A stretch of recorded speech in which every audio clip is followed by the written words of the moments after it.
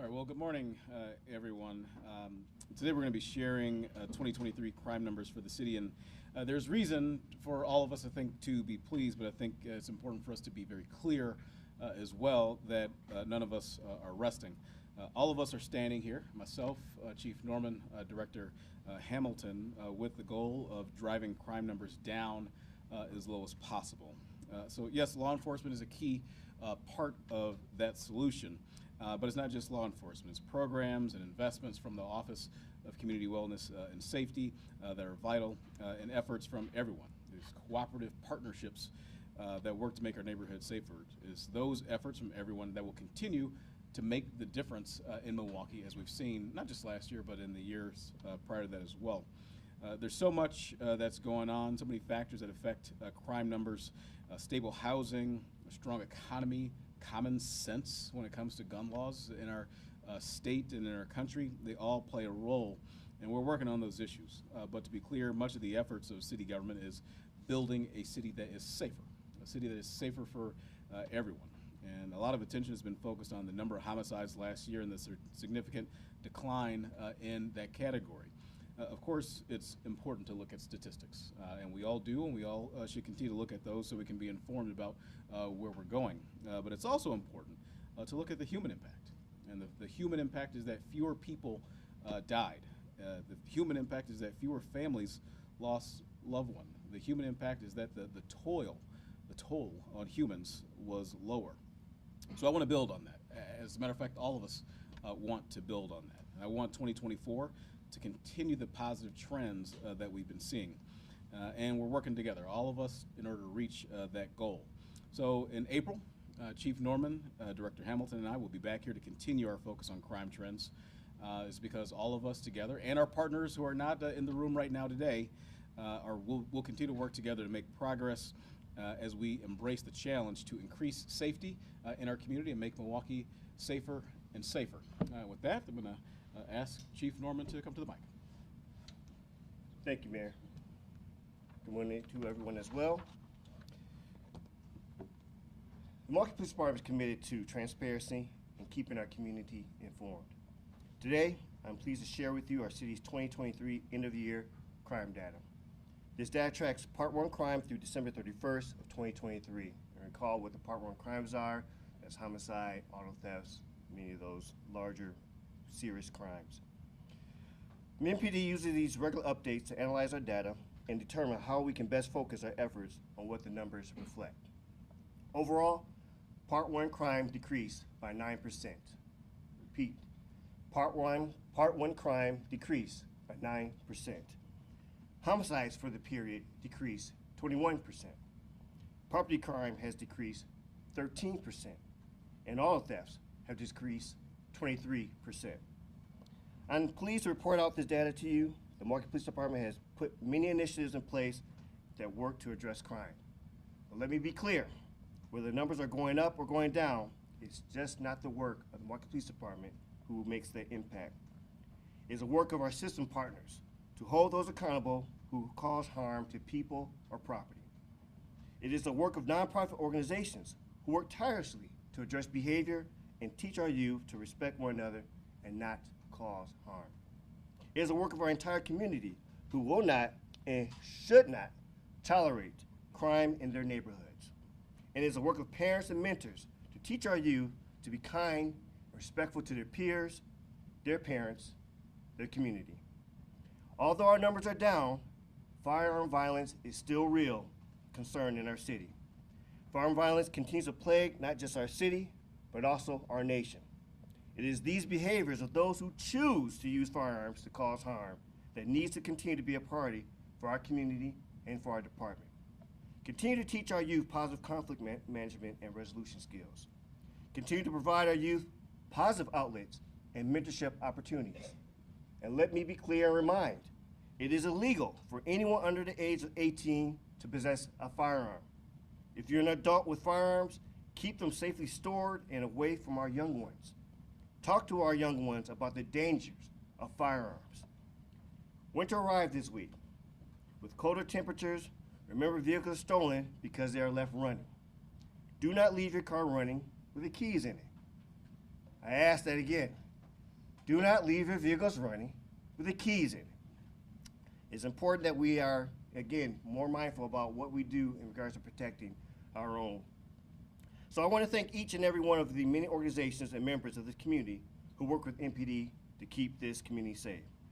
And finally, most important to me, I want to thank the men and women of the Milwaukee Police Department who work tirelessly every day, 365 days a year, 7 days a week, holidays included, to keep our community safe. Thank you. If you have any information regarding criminal activity, please contact the Milwaukee Police Department, or if you would like to remain anonymous, contact Crime Stoppers at 414-224-TIPS. I always like to close out that we work best when we work together. Together we're better. I'd like to bring up Director Hamilton now to speak. All right, thank you, Chief, and thank you, Mayor.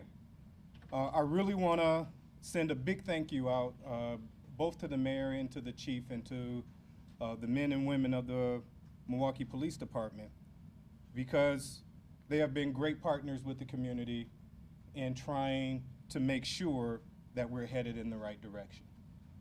And it's clear to recognize that a lot of the crime stats that we're seeing across the nation, that there is a trend of reducing crime in major cities across the country. I'm happy to let you know that we're moving a lot faster than a lot of other cities. And we know that a lot of that movement is because of the cooperation and collaboration that's happening with so many community partners, so many community-based organizations working alongside law enforcement, along with city representatives. So in continuing this effort, we want to highlight some of the things that we want to see continue in the next year so that we continue to see these trends move in the right direction. One is the use of data. The mayor said that we'll be back here in April to share where we are at that time with where the data is going. But every day we're doing data sharing between organizations to help focus where activity needs to be in communities throughout the city. There is a number of collaborative efforts with community-based organizations as well as law enforcement with data sharing agreements to kind of focus what it is that the activity needs to be in certain neighborhoods throughout the city. We want to continue those efforts and double down with allowing community members to participate in that data sharing effort, as well as participate in some of those activities that's happening in those neighborhoods. Second, there is a great effort to partner with MPS as well as other charter schools and choice schools throughout the city, and how we are going to work to get in front of young people who are high risk for committing crimes and for being victims of crimes. There is a particular effort with community-based organizations that serve youth to be able to identify those and continue to service those in a more complete and holistic way. And lastly, there is a recognition from all partners up here that the first step in being able to stabilize communities is creating stable neighborhoods and making sure that we're investing and providing the resources that's necessary in communities across the city. It's been an extra effort on behalf of the mayor to ensure that we are building partnerships that are taking those things into consideration and that we are building the partnerships to actually deliver on delivering those resources. And so as we continue to move forward, we're building in those three areas, but we know that we're moving in the right direction because we're building the partnerships in the communities that are working alongside all of the partners in order to create stable neighborhoods. And so we want to continue moving in that direction, and we want to thank you for paying attention to a number of the strategies that have been employed throughout the past year. You've been paying attention to a lot of those things. We want to grant more access And we want you to be able to tell more stories and more successes so that people understand that they're not in this alone and that they have a role in creating stable neighborhoods and communities for our citizens. So thank you. And I'll bring back up the mayor. Thank you, Director Hamilton. Thank you, Chief. Heather, you want to? Yeah, as stated previously, we'll go around the room, starting from this side of the room to this side of the room, one question apiece related to the crime data. Sir? And Mayor, will we see any benefit from the sales tax revenue or any shared revenue impact on bringing crime down? Can you guarantee that you will? Look, when we had conversations around Wisconsin Act 12, a big piece of that was to increase revenues for the city of Milwaukee with a focus on making investments in our public safety apparatus. The budget that I produced for 2024 called for 3 classes, the maximum that our police academy is able to produce in a year. And those 3 classes are funded with 65 recruits each, the maximum that the police academy is able to produce in a single year. So yes, it's our intention to see that and grow the number of police officers and do that, not just this year, but in the years to follow as well. Now, of course, the Fire and Police Commission is going to have to work very diligently, the police department as well. All of us will, in order to boost the number of recruitments into the Milwaukee Police Department, just because recruiting for policing jobs generally over the past number of years has been difficult. That's not a city of Milwaukee thing. That's an issue that we've been seeing across the United States. But the answer to the question is that our intention is to grow the number of police officers, and to boot, again, because our desire was to make investments in public safety. Just this week was with Chief Aaron Lipsky from the Milwaukee Fire Department, as the sales tax proceeds and the shared revenue proceeds will help us to make investments in the fire department too. So we're able to expand a med unit on the north side of the city. We're in the Garden Homes neighborhood, and then later that same day we went to the south side of the city, down in the Garden District, and recommissioned a fire station that was shuttered some years ago because of budget cuts. So we're already seeing that sort of impact on public safety in Milwaukee. Chief, 21, 22, 23, 23 were all record numbers for murders.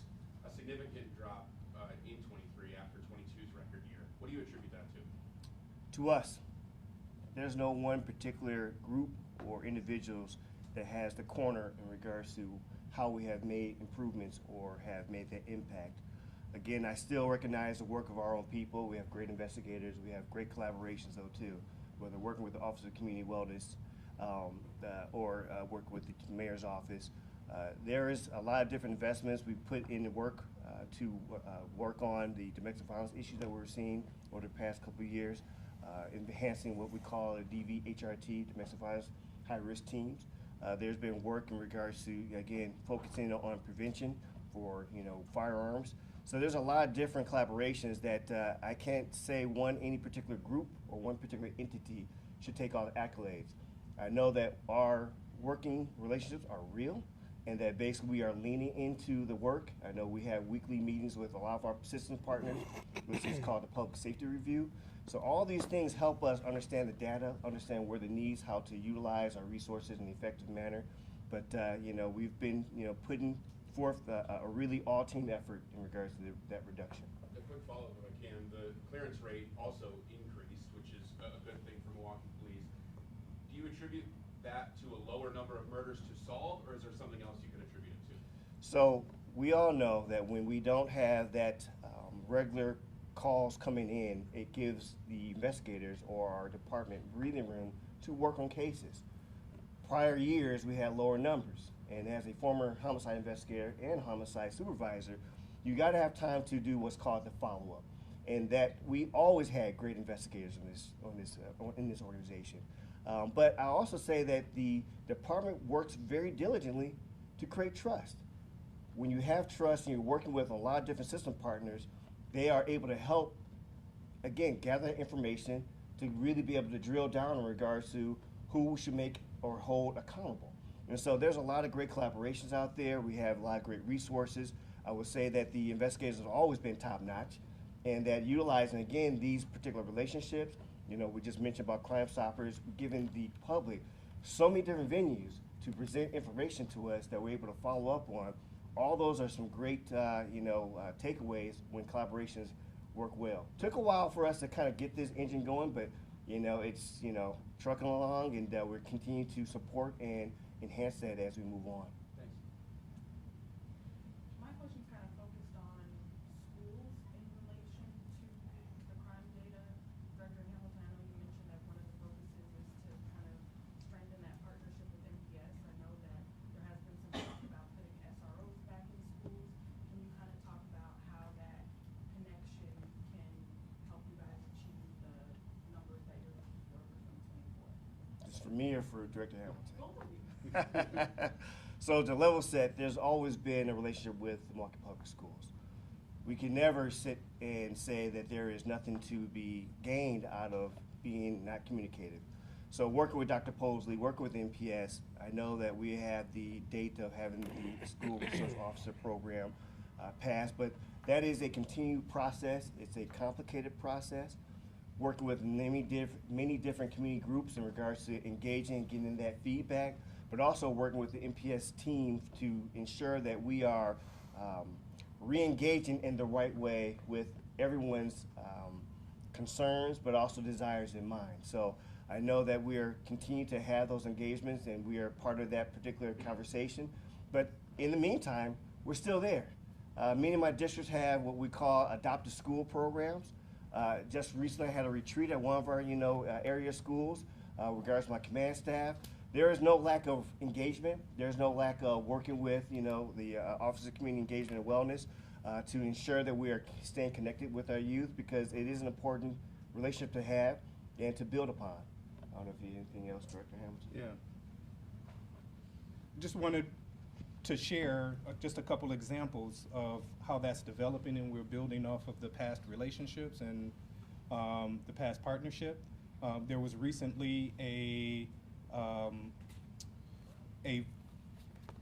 full court press at Washington High School with a lot of community partners to go into the school and teach about de-escalation, mediation, with a number of classes of young people at the school who had previously engaged in this type of activity in the community and in the school. There are discussions about being able to do this type of activity in schools across the city, especially those that are experiencing high instances of disruptive behavior from students, and having a presence in those schools, so that when the community service officers are returned to schools, that there's also a community element that is also there in the schools to work with students, with staff, with MPD in the schools. And so being able to have that ongoing presence and a way for community members to actually participate in that, identify young people who are in need of more wraparound services, and to make sure that they're actually following up with those services with people who are actually in the school, is an effort that we're pulling partners together to magnify the example of what was happening at Washington High School about a month ago. I had a question for the mayor and the chief. It looks like the amount of crashes, hit-run crashes, and traffic fatalities all decreased from last year, and I was wondering what would attribute that to? Well, a number of things. I mean, the chief just talked about, when the question was asked, what do you attribute the other crime drops to? And he said, us. You talk about the global us, right? The partners who are in this room and the partners who are not in this room either. I mean, certainly there are a number of community members literally all over Milwaukee who are concerned about the scourge of reckless driving, and they're raising their voices to that, and they're actually getting involved in being a part of the process, right? Being a part of the solution, should I say. And so they're working with the city and the Department of Public Works to get traffic calming speed humps on their blocks. They're working with the Department of Public Works to get traffic circles installed in their neighborhoods. The Department of Public Works, at my direction when I first came into office and declared reckless driving a public safety crisis, worked with the Department of City Development and others to get pinned-on curb extensions in locations across the city, stopping people from having the ability to pass on the right, which is one of the most egregious reckless driving behaviors that we've seen escalate in this community over the past number of years. So it's all those things working together. I mean, the traffic safety unit that the Milwaukee Police Department has had going on for the past number of years, and perhaps the chief will elaborate on that. All of these things work together. You know, my call, I think, even here, about you know, having community groups, nonprofits come together and help to make sure that young people have, you know, proper behind the wheel lessons, foundations in driving before they get their driver's licenses. And the Greater Milwaukee Urban League taking that up and working to make sure that that happens. Even legislation that passed recently, bipartisan legislation that Representative Donovan introduced and Governor Evers signed to work to make sure that kids, not just in Milwaukee but across Wisconsin, have access to driver's education at a reduced rate. All of these things together help, I think, to reduce some of the things that we've seen in terms of crashes on the ground. And that also, I think, bears mentioning the fact that, you know, we take this, you know, very seriously, and that's why we've initiated Vision Zero and became only the second community in the state of Wisconsin to be a Vision Zero community with the goal of ending traffic deaths for pedestrians over the course of 15 years. So we're working very diligently at the issue, and again, it's the collective us, it's the global us that's helping to make the impact, from community members to government and beyond. Chief, and this is Hold on, I still got to answer Elliot. Oh, I'm sorry. He said me Sorry, in. Elliot. Even though I say this much, I mean, the mayor took it. The other day, no, I'm fine. I don't need to be on the mic. The other day, anecdotally, someone came up to me, like the chief had anything to do with it, said, hey, these bump outs, can you do something about it? It's making me slow down. I'm like, good. I mean, that is the collective us that the mayor talks about in regards to that, you know, the engineering of our streets, ensuring that we are being intentional, getting the behaviors that we expect in regards to our, you know, motor vehicle safety. But, you know, seeing a robust response from the mayor's office, but also our community partners. You know, the Boys and Girls Club of America, of Greater Milwaukee, putting efforts in to get driver's license for our youth. Seeing the work that's going on for the Vision Zero, for our community groups, of the messaging and ensuring that we are, you know, at the forefront of talking about the fatalities. You know, it's, I almost say, disrespectful to point to any one particular person saying that was the secret. That was the secret sauce is collective voices, collective work. Yes, the traffic safety units out there diligently enforcement. I see them from time to time all across the city. No part of the city is getting any particular special treatment. The entire city deserves that type of enforcement. But I am just so happy to see us working in a single unit in regards to the type of challenge that we had, that we're collectively coming together and using all our respective subject matter expertise to make impact. So I like seeing that trend going in the right direction. Good, Elliot. All right. Chief, the homicide numbers, violent crime numbers, they are going down year to year, but we're seeing a share of them involving children go up over the last several years. Just to pull some statistics out, 15% of homicide and non-fatal shooting victims for this year is about 15%. Last year, or I'm sorry, 2023 was 15, 2022 was about 12.5, and the previous 7 years averaged to be about 11%. So from a police department standpoint, what do you see is driving these numbers? Is this gang-related access to weapons? And it's important to note nearly 18% of the suspects involved in non-fatal shootings and homicides were also children. So what would you see is driving those numbers from a enforcement, investigative side? Director Hamilton, what is your office doing to address some of those core issues that are giving children access to these weapons or allowing them to be victims of these crimes? And Mayor Johnson, what does your office see as being some of the support that needs to be there to support both the police department and violence prevention in driving these numbers when it comes to violent crime down? I love how you use your one question time. I'm trying to save your time. I know you're busy, oh, Chief. No, I get it. And you could be, I mean, this is a necessary conversation. You heard in my opening points in regards to the access to firearms, understanding, you know, that we have a responsibility to engage our youth, to ensure that they are understanding the dangers of firearms, but also to give them, again, those conflict resolution tips. I've seen disturbing trends continues in regards to our violence, that juveniles are involved in it, or young ones, I like to say that word. But this is a collective issue again. The young ones are not going into the Dunhams or any other store to buy these particular weapons. The other day, just had a unfortunate report of somebody from a law enforcement community who left their firearms unattended in their vehicle, and their vehicle goes stolen. Unacceptable.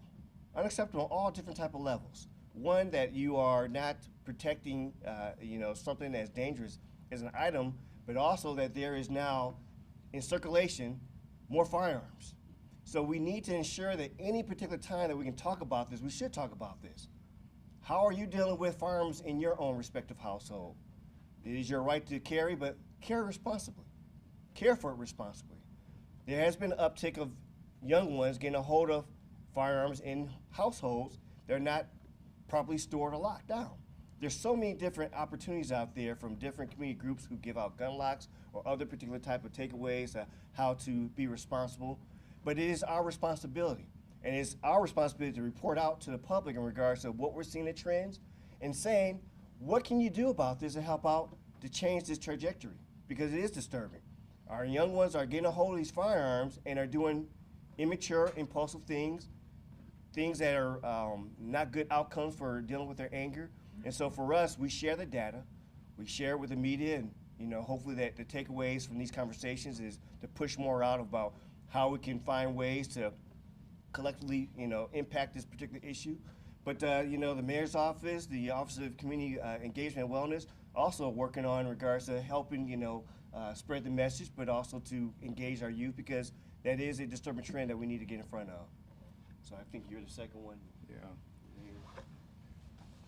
So first, thanks for the question, because I think we cannot reiterate enough that easy access to firearms for young people is not producing a safer community for anybody. And there has to be a way of getting help legislatively, both from the state and from the federal government, around access. But even in the midst of that, the effort has been, and one of the things that we're building the infrastructure for, is getting more people to actually get engaged and taking part in gun safety classes. We've had a number of people in our community actually participate in that, especially when we've had young people who were already carrying weapons who had never taken a gun safety class before, participating in these classes.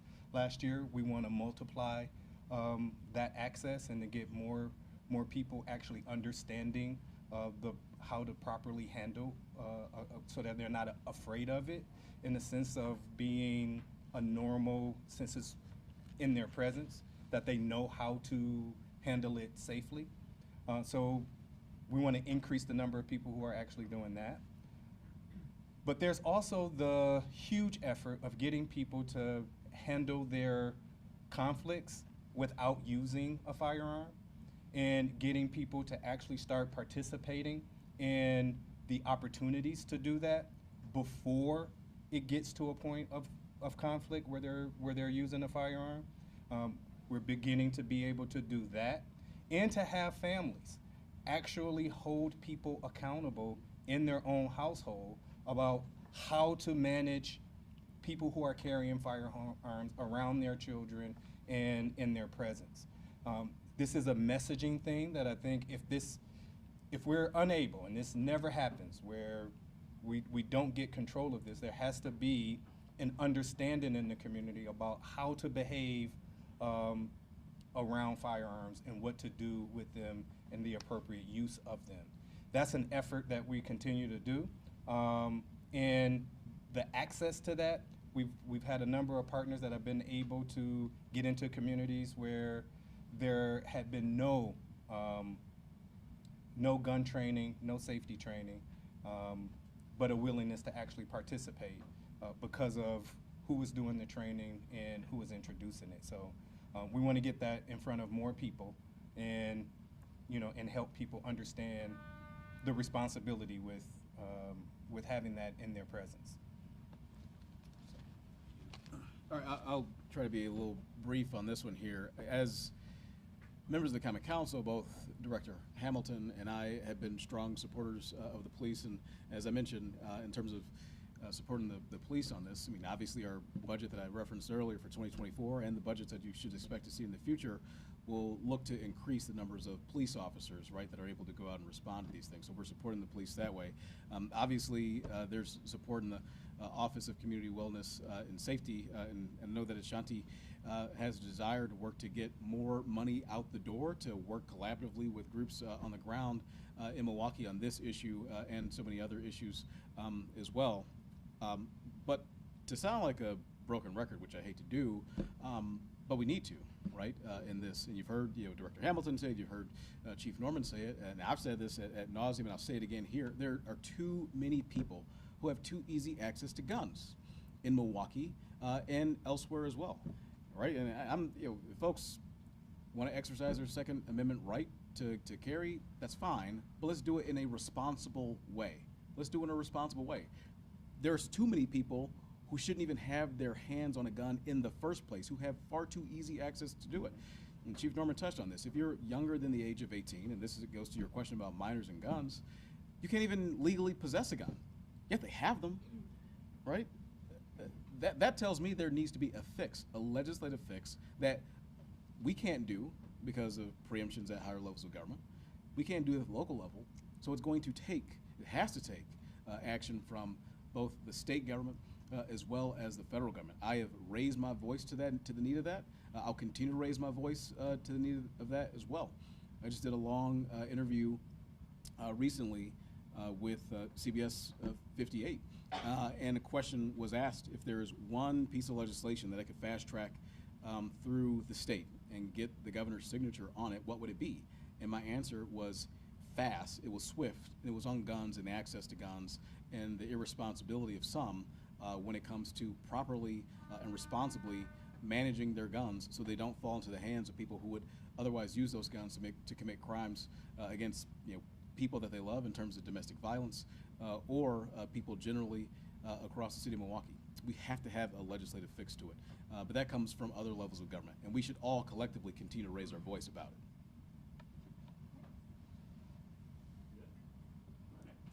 Chief, in the past you mentioned that it's a shortage of officers.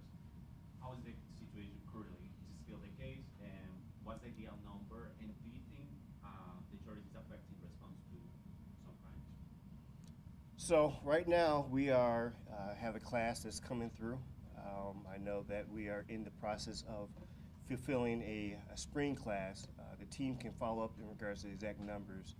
But I've always said we will work with what we have and we will always advocate for more. We have done a number of things to help the lift or the load.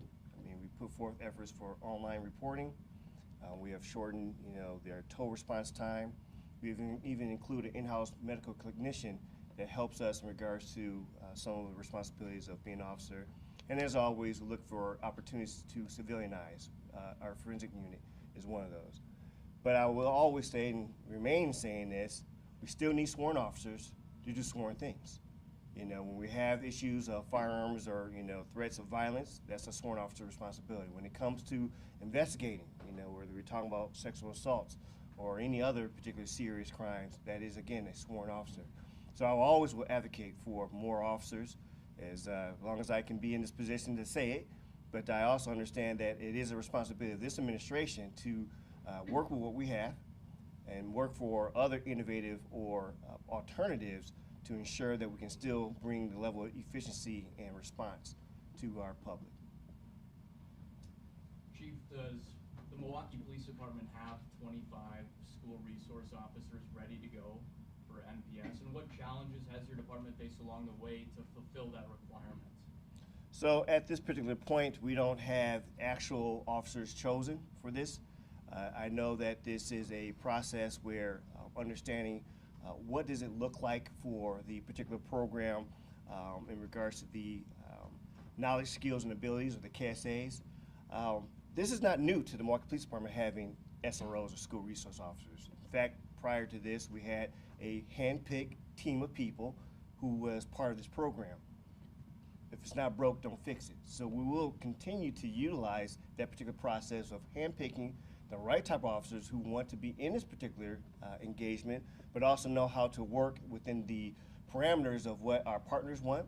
I know that the MPS school or Milwaukee Public School have certain desires of what qualifications, what type of characteristics, but also I'm meeting with another community group tomorrow to talk about what they like, because I think that should be taken into consideration for what we're going to recruit for and have.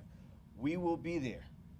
The mayor's supportive of this. I know that a lot of other community partners are supportive of this, and so it's not an issue of what would that particular officer, once we get to choose for that particular process. It's just making sure that we have a collaborative plan. I know it's easier to say than done. Say, hey, just put them in there, but it's a process. You know, working with the MPS board, working with the MPS administration. So our team's engaged.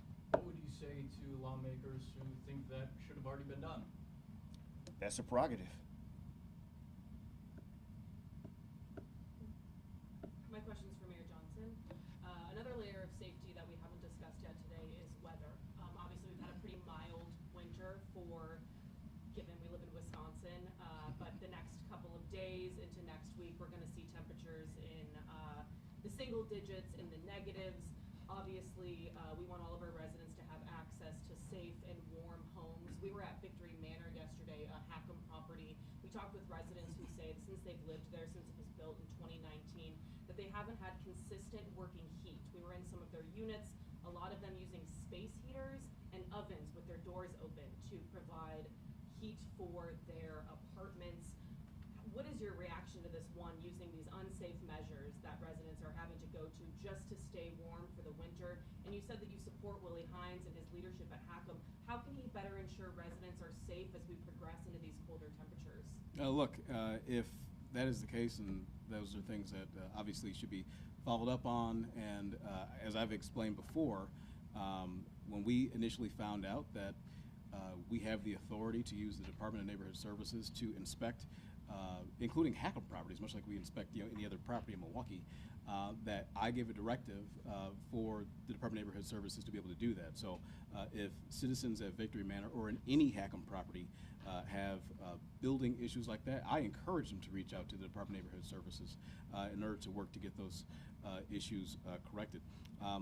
As it relates to people overall, working to make sure they stay warm in the cold that we're expected to experience over the next couple of days into next week here in the city of Milwaukee. There's a robust network of warming shelters throughout this community that will have their doors open and welcoming to folks who need that service. And I know we've had the opportunity to discuss in a long format interview about Director Hines and his leadership over at Hackham. My opinions have not changed since that interview. You're confident DNS has the ability to inspect these properties? I would encourage residents, if they had not gotten a response. Well, first of all, I want to make sure that they followed up with maintenance at Hackham so that we know that the issue